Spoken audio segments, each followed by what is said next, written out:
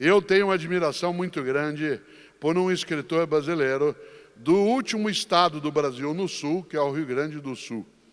Um homem chamado Mário Quintana, que é um dos maiores poetas que o Brasil teve. Ele, entre outras coisas, foi capaz de, morrendo com 87 anos de idade, morrer solteiro. Ele tem a melhor resposta que eu já vi para não se casar. Uma vez um jornalista a ele perguntou, mas por que o senhor nunca se casou? E ele disse, olha que coisa bonita, ele disse, sempre preferi deixar dezenas de mulheres esperançosas do que uma única desiludida. Isso é genial. Sempre preferi deixar dezenas de mulheres esperançosas do que uma única desiludida. Alguns já adotaram o argumento. Olha que interessante, Mário Quintana nasceu em Alegrete, no Rio Grande do Sul, faleceu em Porto Alegre e criou coisas maravilhosas. Uma delas, uma trova, um pequeno poema de 4 estrofes que eu vou trazer aqui agora e que diz o seguinte: um dia pronto, me acabo, seja o que tem de ser, morrer que me importa, o diabo é deixar de viver. Olha que inteligência, de novo. Um dia pronto, me acabo.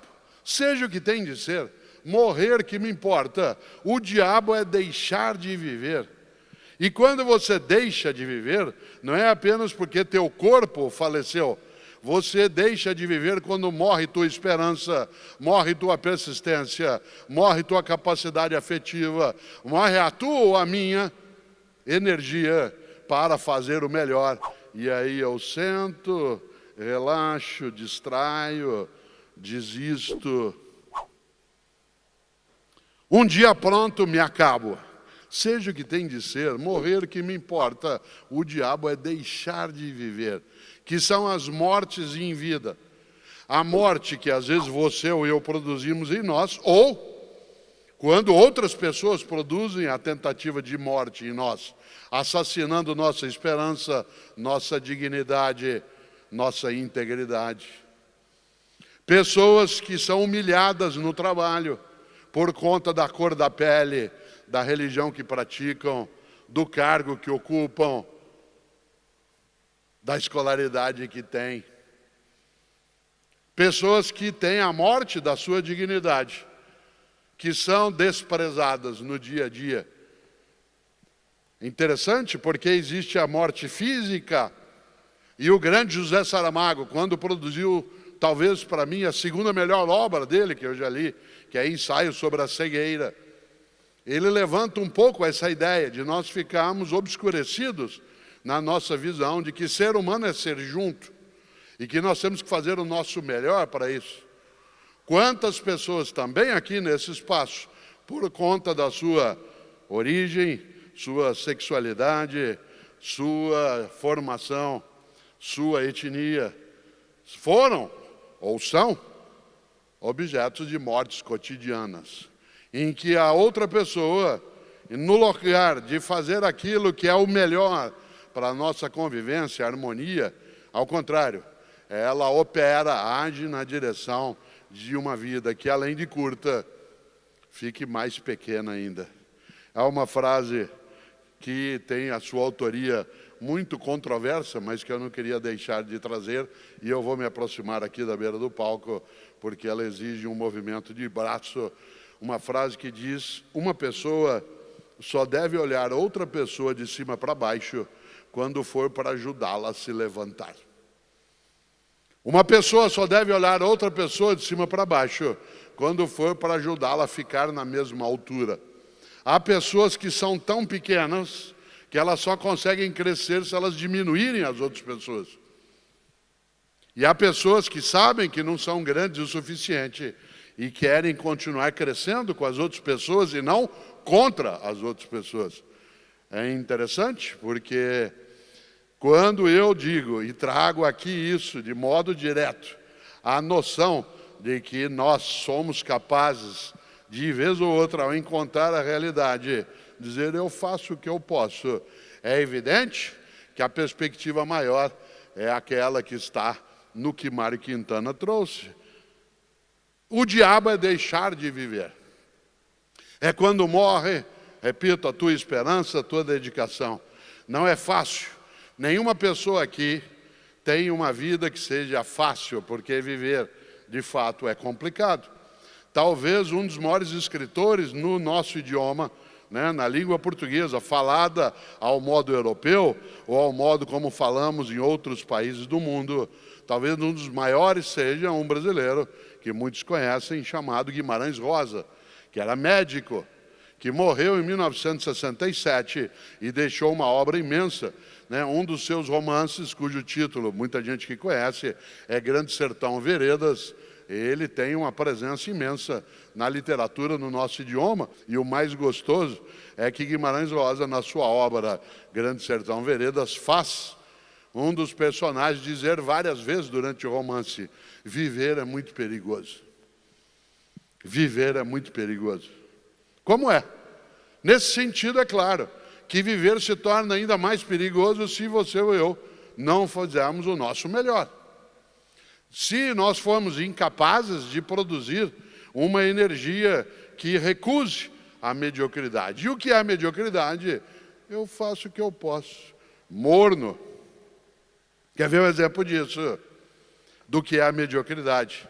Quando eu era criança, em Londrina, no estado do Paraná, onde uma bandeira foi levantada agora há pouco, com uns ramos, né? O estado do Paraná foi um estado muito produtor de mate, né? De um tipo, né, de erva que se consome em algumas regiões do Brasil, e também de café.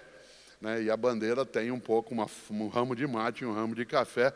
E uma das coisas gostosas é, quando eu era criança em Londrina, a escola que eu frequentava, como eram as escolas no Brasil nos anos 1960, a nota da escola de cada aluno ia de 0 a 10. De 0 a 10. E a nota mínima para você ser aprovado ou aprovado era 5. 5 era o mínimo. E é interessante porque o que era a mediocridade? A mediocridade era circular em torno dos 5. Não porque era média, mas porque era suficiente. Como nós tínhamos um modo dos pais terem acesso às notas, não havia o mundo digital. Hoje aqui quem tem filhos, filhas, netos, netas, acessa, né, todo o histórico escolar, o dia a dia da criança, como ela está indo, o que ela está aprendendo, quais são as avaliações. E quando eu era criança, não. Cada um de nós, na escola e na sala de aula, tinha uma pequena caderneta, um caderninho, com a tua foto, teus dados, e que nessa caderneta se anotava, ela ficava na escola, a caderneta, se anotava tuas faltas, observações da escola e as tuas notas. A cada bimestre, essa caderneta era entregue a cada criança, no caso a mim, para que eu levasse para que meus pais, ou o responsável, lesse aquilo e assinasse que estava ciente. Aliás, havia uma regra. Se você chegasse no dia seguinte na escola sem a caderneta assinada, você não entrava. O que levou vários de nós no Brasil a desenvolver uma habilidade grafológica assim imensa. E é interessante porque, vez ou outra, eu chegava com o que se chamava de boletim. Chegava para os meus pais, meu pai ou minha mãe olhava: filho, 5 em português, 5,5 em literatura, 6 em história. Que isso, filha? Mãe, deu para passar. Deu para passar. Mediocridade. A mediocridade, isto é, deu para passar. A recusa à ideia de procurar o melhor.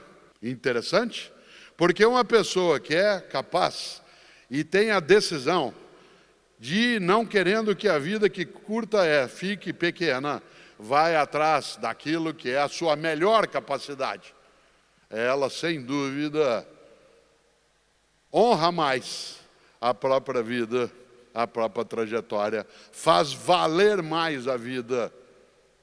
É interessante porque quando a gente lembra a noção de mediocridade, é exatamente a perda da referência do que é excelência. O que é uma pessoa excelente? Uma pessoa excelente é aquela que faz o melhor dela na condição que ela tem. É muito comum não só no Brasil, mas desde que Cláudio e eu chegamos a Portugal, né, faz 4 dias, tem sido comum eu encontrar pessoas que nem só, né, vieram do mesmo país que eu, mas pessoas que também são, né, originárias aqui de Portugal, mas outras pessoas do Brasil, de Angola, Moçambique, outras nações também, que a pessoa, ao encontrar com ela olha para mim, como aconteceu, né, no aeroporto, né, de Lisboa, quando nós pousamos, né, vindo da Espanha, uma pessoa parou em mim e disse assim: faça o teu melhor na condição que você tem, enquanto não tens condições melhores para fazer melhor ainda. Eu falei: sim, senhor. Esta ideia, faz o teu melhor na condição que você tem, que no meu país de origem a gente diz faça o teu melhor, mas usando o modo, né, do português europeu, faz o teu melhor na condição que tens, enquanto não tem condições melhores para fazer melhor ainda. Ele não é um slogan, embora ele possa funcionar desse modo. Ele é um princípio de vida para que essa vida que é curta, não seja pequena.